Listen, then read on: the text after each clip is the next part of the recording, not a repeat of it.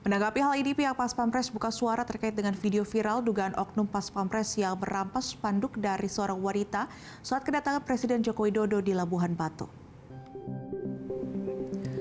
Asintal Pas Pampres Kolonel Kaf Herman Tariaman mengatakan, insiden perampasan spanduk warga di Pasar Gelugur, Kabupaten Labuan Batu, Sumatera Utara itu terjadi pada Jumat 15 Maret 2024. Namun Herman memastikan jika pria berbaju merah itu bukanlah anggota dari Pas Pampres. Herman mengatakan Pas Pampres menggunakan baju resmi ketika bertugas, yakni baju resmi taktikal lengan panjang berwarna biru untuk main group dan baju resmi taktikal lengan pendek warna merah marun untuk tim advance.